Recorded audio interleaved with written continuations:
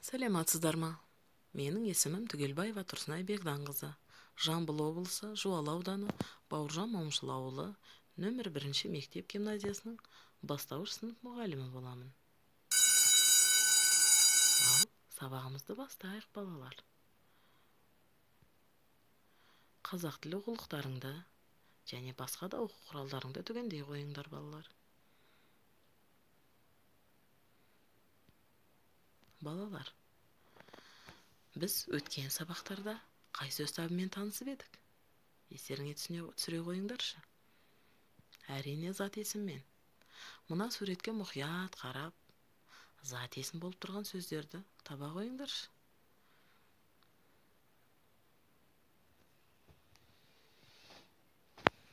Ал тапты деп ойлаймын сендерді, балалар. Олай болса, зат есім дегеніміз не еді? Оның сұрақтары қандай еді? Қандай түрлермен танысып едік? Барлығын естеріңе түсіре қойыңдаршы. Тамаша, естеріңе түсірді деп ойлаймын. Ал олай болса, тексере қойыңдар. Сонымен, зат есім дегеніміз не еді? Сұрақтары қандай еді? Естеріңе түскен шығар, балалар. Тамаша. Зат есім туралы естеріңе түскен болса, өздеріңді мына критерийлер арқылы бағалай қойыңдар. Тамаша. Ал енді, балалар, мына бір әдемі суретке жақсылап назар аудара қойыңдаршы, мұқият қарай қойыңдар.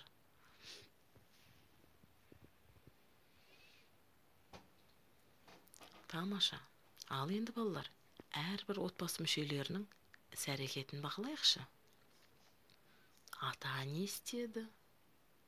Әке не істеді? Ана не қылды? Бала қайтты? Қызы қайтты? Ал тамаша, балалар. Енді менің сұрақтарыма жауап іздейік. Ата не істеді? Ата шай ішті. Әке не істеді? Әке қызына көмектесті. Ана не істеді? Ана шай құйды. Ал енді, балалар, сендерге сұрақ. Мен қандай сұрақты жиі айттым? Жиі қолдандым? Тағы бір қайталап өтейін. Ата не істеді? Ата шай ішті. Әке не істеді? Әке көмектесті. Ана не істеді? Ана шай құйды. Ал енді, балалар, тағы байқадыңдар ма? Мен қандай сұрақты жиі қолдандым? Не істеді? Яғни мен осы сұрақ арқылы әрбір отбасы мүшесінің қимылын бақыладым. Байқадыңдар ма, балалар? Олай болса, бүгін біз әрбір заттың қимылын білдіретін сөз табымен танысамыз. Ол сөз табының атын етістік деп айтады екен, балалар. Етістік. Ал етістік дегеніміз не екен? Ол үшін алдымен өзімізге мақсат қойып алайық, балалар. Бүгінгі сабақта етістікті ажыратуды білеміз.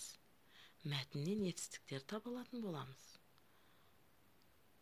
Сонымен, балалар, етістік дегеніміз заттардың қимылын, іс-әрекетін білдіретін сөз табы екен. Етістіктерге не істеді, қайтты, не қылды деген сұрақтар қойылады екен. Мына ережеге жақсылап мән беріп қарай қойыңдар, балалар. Және де жаттаймыз. Қосымша дәптерімізге жазып алуды да ұмытпаңдар.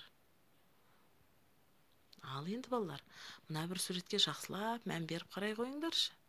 Мына жердегі отбасы мүшелерінің, яғни адамдардың іс-әрекетін қараңдаршы.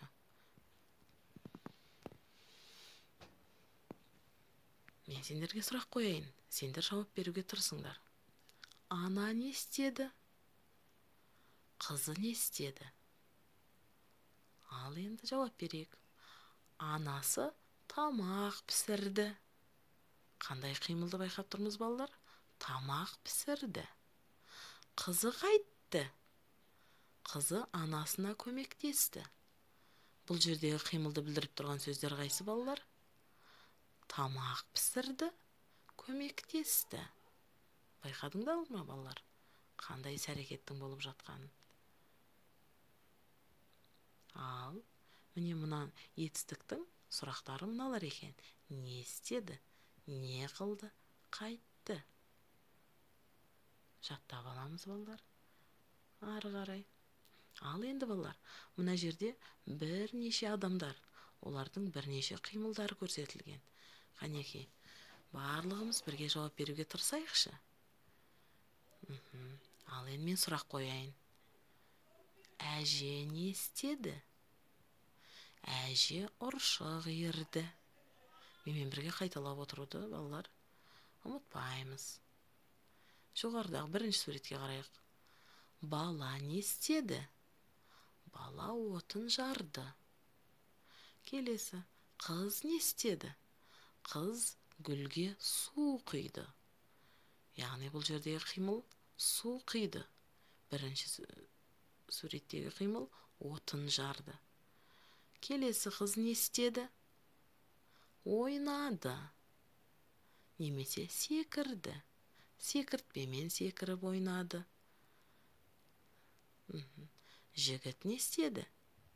Домбырамен ән айтты, немесе домбыра тартты. Міне бірнеше қимыл бар екен балалар, Отын жарды, су құйды, секірді, ұршық иірді, домбыра тартты. Міне балалар, қимылдың бәрін байқадыңдар ма? Тамаша. Және де, міне, бірнеше қимылды білдіретін сөздер бар екен. Ішті, көмектесті, құйды, жарды, иірді, ойнады. Балалар, мына сөздерді дәптерлеріңе жазып алыңдар.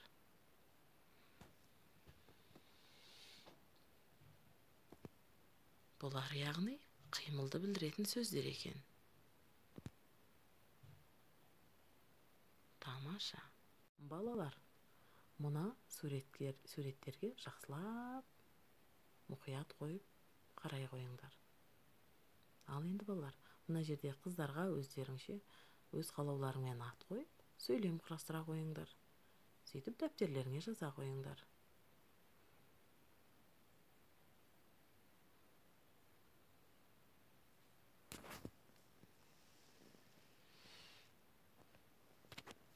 Ал енді жазып болсаңдар, мен осы суреттегі тек іс-әрекетті білдіретін сөзді, яғни етістіктерді қайталайын, ал сендер сол етістіктердің астын сыза қойыңдар.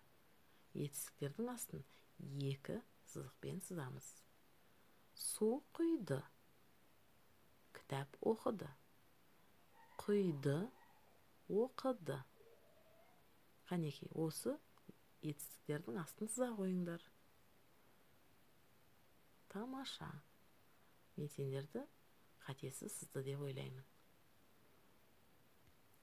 Ал енді балалар, бастапқы мақсатымызды есімізге түсірейікші. Сонымен бүгін етістікті жақсы түсіндіңдер ме?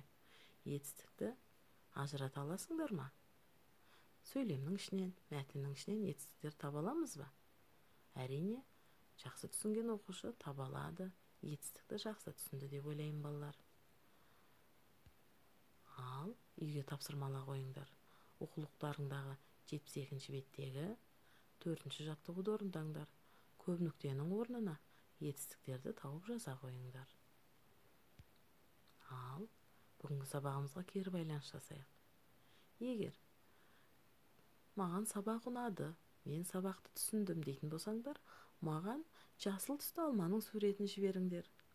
Ал егер мен тағы да ары қарай да сабақты түсінгім келеді дейтін болсаңдар, сары түсті алманың маған жіберіңдер. Ал мен сабақты түсінбедім деген оқушыға мен тағы да түсіндіремін балалар. Ондай оқушы маған қызыл түсті алманы жіберсін. Рахмет балалар. Сау болыңдар.